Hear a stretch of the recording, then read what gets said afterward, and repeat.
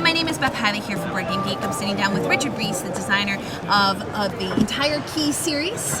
Almost, yes. Designer or developer. That's true.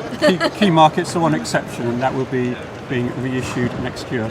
Well, this is the newest one of your series, which is Key Flow. Correct. Now, let's assume that people really haven't experienced the other games in this series, so they don't know the commonalities that they all share. So let's give a quick tour of Key Flow.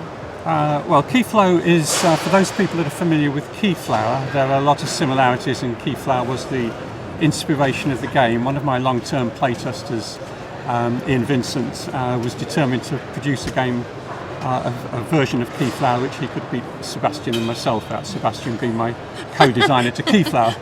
And he came up with this card and this game, and to that extent he's solved the problem. Keyflow follows a lot of the characteristics, as I mentioned, to Keyflower. It plays over 4 seasons. The buildings are represented by cards rather than tiles, as they are in Keyflower, and each person is going to develop their own village. The game has cards for each of the seasons, so we have a home tile, and we all start with a home tile, which I'll pop in here, with a grey background. And then there are cards which are dealt out in spring, summer, autumn and winter. And in spring you start, depending on the number of players, but there's 6 cards here. I could select one of my cards and I play that in front of me as part of my village. So for example, if I have this card, this has already gone into summer as a bit of a demonstration, but you play that on one of 3 layers. So there are village cards, Move this up just a bit. and each of the village cards gives you either a different ability or access to a resource. We've got a moving village here. We do, sorry. There we go. Great. There's a second row of cards here which are river cards. Now, if we were to play a river card, that gives you immediately the resources that are played, that are shown on the bottom section. So that would give me these 3 resources here. If it's a boat card, that gives you a power that works for you only during the rest of the game. The other cards, which are the village cards, you can activate by using the Keeple cards. Now, the way that the Keeple cards work, in spring the cards have green Keeples on, in summer yellow, in autumn they are red, and in winter they are blue. And they have 1 to 3 Keeples on. Now, to show how this works, I'll just remove those for a moment. Let's pretend we're still in spring. Sure. I've got my cards. These are the cards that have been handed to me.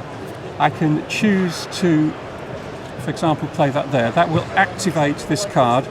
This card has not been upgraded, so it gives me one of those 3 resources of my choice which I put on that card. I can activate, for example, this card, and that enables me, and the same as Keyflower, that allows me to move one of the resources to an adjacent pile, from there to there, for example. The village cards can be activated up to 3 times each season. The second time you must have at least 1 more Keeple than the number of Keeples that are shown at the bottom of the card. So the second time I use it, I can place that over there, and I can then use that again and generate another resource. Now, as in Keyflower, most of these cards can be upgraded, and by upgrading you pay the resources that are, or the skill tiles which are shown in the, so for example, one there's a skill tile. You pay the upgrade cost, and that enables you to upgrade that to there. And to show the upgrade, you place one of these tiles over the part that you've upgraded, and now when you activate the card, you get what's on the bottom. And also then victory points at the end of the game. Yeah. So the game will move forward over the 4 seasons. At the beginning of the game, which I skipped, you also dealt a hand of 5 winter cards. And these cards will give you different ways of scoring your Keeples at the end of the game. One of these cards you get to play towards, and you can play that at the end of the autumn season into your village. And that one, for example, for every 3 red, yellow, blue Keeples, I will get 3 points. At the end of each season, each of these cards are moved away to clear your village out. They go underneath your scorecard, and they're available for scoring at the end of the game. Now, all of the cards, and the beauty of the game is there are a lot of different ways of scoring. So, for example, this one's enable you to score the 3 skill tiles, but this one would allow you to score skill tiles of the same type. You can only score things once each. Now, sometimes you want the same, sometimes you want variety. That's right. So here, for example, with pigs and any skill tile, give you 4 points. The pigs arrive on these cards, and they also arrive on the people cards. I think we're just having another movement. So the pigs are there, there's sheep there, and also on the people cards there are pigs and things. So when you got these towards your end of the season, at the end of the winter season, you will be able to allocate these cards as you want to the particular scoring tile. So that one would score me. So you pull them out of your store. That's right. But I couldn't then score that yellow one for the card that was scoring me for the yellow Different peoples. colours, yeah. Because you can only score each card once each. So for example, that I could allocate that one to here, or I could allocate it to the pig card.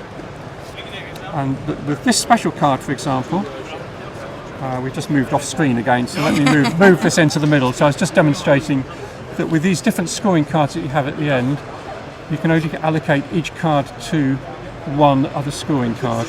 So that could score either to the pigs or towards the yellow peoples there. With that special boat, that allows me to also count my green peoples as yellow and vice versa. So I could actually count that as 2 yellow peoples if I was building up sets. How long do you think a full game would take us? I'd expect you to be able to play it well comfortably within an hour. And the beauty is it plays from 2 to 6 players.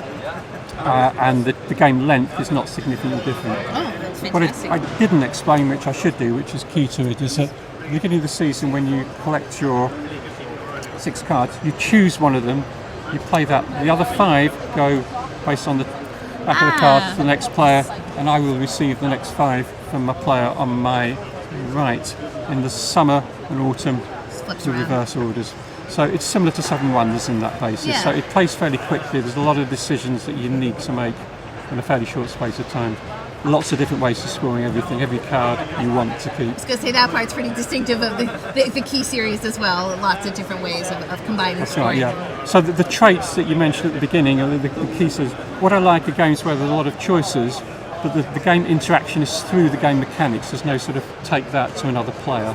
So you're conscious of what the other players are trying to do, but you're playing through the game rather than something that's direct. Family theme. Apart from Key to the City, they're all based in the medieval kingdom of the Kingdom. And I think if you've enjoyed the other key games, you will certainly enjoy Keyflow. Well, Richard, thank you as always for designing this entire series and taking a moment to walk us through your newest game, which is Keyflow. My pleasure. Thanks for the time. Thank you. Thank you.